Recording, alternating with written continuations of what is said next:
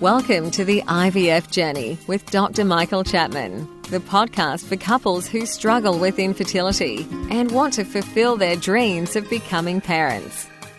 In this podcast, you'll learn actionable strategies to deal with infertility from Dr. Michael Chapman, or Prof as he's affectionately known. Prof is the co-founder of IVF Australia and is a leading Australian infertility specialist who has helped over 3,000 couples realise their dreams of becoming parents. To access previous episodes packed with ideas, solutions and tips that actually work, head over to Dr. Chapman's IVF podcast on iTunes. You can also ask questions by contacting Dr. Chapman's rooms on 1-800-111-483 or by emailing him michael.chapman@ivf.com.au. That first cry of a baby born after the long journey of IVF remains one of the most beautiful experiences in the world. As an obstetrician and an IVF specialist, I've had the privilege of experiencing this over many thousands of times in my long career, but I still remain moved by each baby's first cry. It signifies the end of a long journey and the beginning of a new life. This is Professor Michael Chapman, co-founder of IVF Australia and host of the IVF Journey podcast. Thanks for tuning in. To access all the previous episodes, head over to my website, www.theivfjourney.com, and select IVF Journey Podcast from the navigation menu. You'll also be able to find the various services that we provide at IVF Australia. So today we're going to talk about the science of IVF, what goes on behind the scenes after your eggs have been collected and the scientists have taken over. So when you go in for your egg collection, what the doctor is aiming to do is to get as many eggs as possible. Each follicle, which is that cystic area in the ovary that contains the egg and the follicular fluid, is aspirated out. The fluid is sucked into a test tube. The test tube is handed to the scientist who's sitting with a microscope in the operating theatre, and each set of follicular fluids is looked at to identify the egg.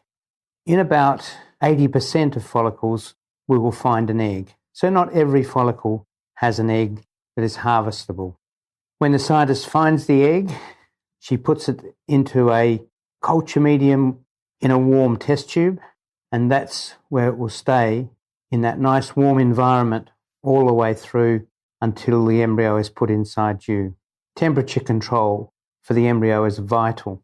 What we're trying to do is mimic what goes on inside your fallopian tube, inside your uterus, because the closer we can get to nature, the more successful we will be. So an egg collection takes somewhere between 15 and 30 minutes, depending on the number of eggs that are available, number of follicles that are available, and the ease of the procedure. The scientist at the end of the procedure will have counted up the eggs, and in most IVF services, that number is written down either on your hand or on a piece of sticky tape. And so when you wake up or when you recover from your sedation, you'll know exactly how many eggs you've got. The scientist then takes the eggs to the laboratory.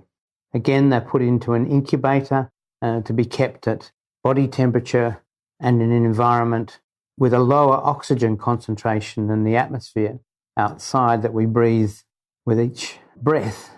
The oxygen concentration is lower because inside our bodies, that's the situation. Again, we're mimicking nature. Your partner will have, by this stage, produced his sperm sample, and it will have been processed in the laboratory. By processing, what I mean is that we'll separate a small volume of the most motile sperm to put with the egg in about 2 or 3 hours' time. Nature wants fertilization to occur about 40 to 44 hours after the beginning of your surge of hormones that releases the egg. In an IVF cycle, we're mimicking that surge by the trigger injection. So we collect the eggs between 36 and 38 hours after that injection, and the scientists wait for another 3 or 4 hours before they put sperm with the egg, because we know that's the time that nature would want it to be. In normal IVF, the sperm and the egg are put into a well in a dish and allowed to basically go for it. May the best sperm win.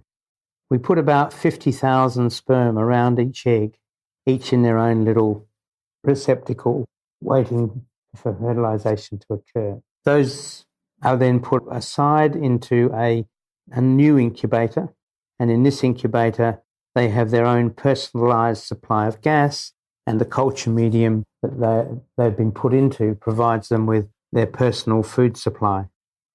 The next morning, the scientists will open up the incubator and take out the dish and look under the microscope to check that the egg has actually fertilized.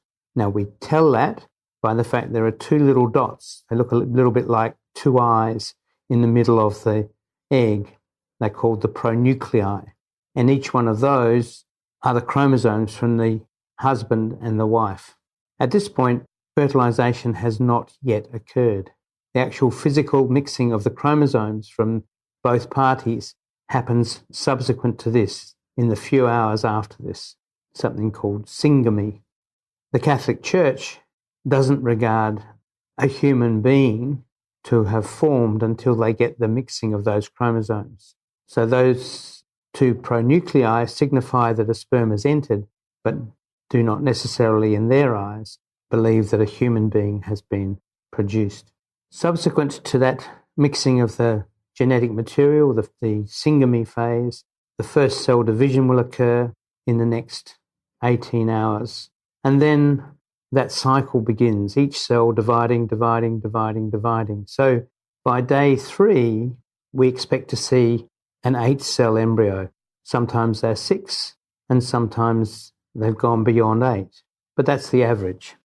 The scientists will look at the embryo at that stage and decide whether it's good quality or not.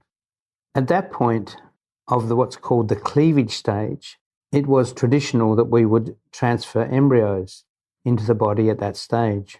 If you go back 10 years in Australia, probably 90% of embryo transfers were at the cleavage stage. Today, less than 20% are cleavage stage embryos. We've moved on to growing the embryos for a further 3 days. During that time, the cells continue to divide, and we end up with a blastocyst, which has somewhere between 100 and 200 cells. By that stage, the embryo has decided which cells are going to become the baby, what's called the inner cell mass, and the outer layer of cells, which will become the placenta, called the trophectoderm. By growing them on to 5 days, we certainly increase the pregnancy rate of that first embryo transfer. What has happened is that we've lost on the way those embryos that were not going to make it. By doing that, in a sense, we put them through an obstacle race, and the fittest, have won out. So putting a blastocyst back improves the background pregnancy rate by something like 30%. So a single cleavage staged embryo gives you a pregnancy rate, live birth rate, of something between 15 and 18%. A blastocyst will give you a live birth rate somewhere between 25 and 30% on averages across all age groups. So blastocyst is where most clinics are today. Some clinics whose laboratory systems haven't been perfected in terms of blastocyst culture will stick with cleavage stage, and cumulatively, the pregnancy rates are probably similar. So if you put back 5 cleavage stage embryos month on month, you'll end up with a pregnancy rate around 30 to 35%, which is what you get with a single blastocyst transfer in a woman under 38. By growing onto blastocyst, you are shortening the time to pregnancy. It's at that blastocyst stage where we can go on to genetically test the embryo. So if there's a need from a genetic disease perspective or in an older woman where we're not sure that we're putting back an embryo with normal chromosomes, we can actually biopsy, take 5 or 6 cells out of the blastocyst and send them off to have the genetic makeup of those cells tested.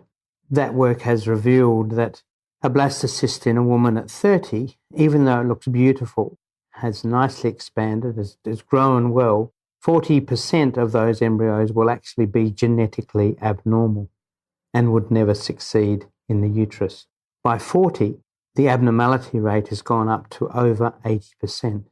And by 45, 98% of all good-looking blastocysts are genetically abnormal.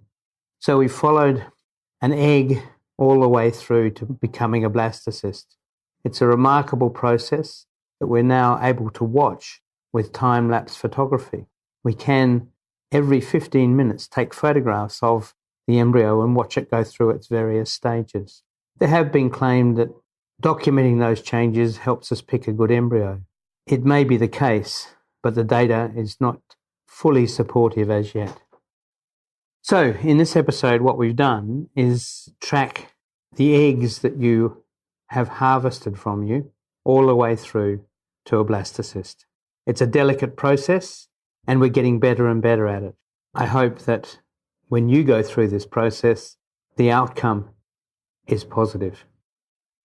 And don't forget that you can access all the previous episodes by going to our website, www.theivfjourney.com, and select IVF Journey Podcast from the navigation menu.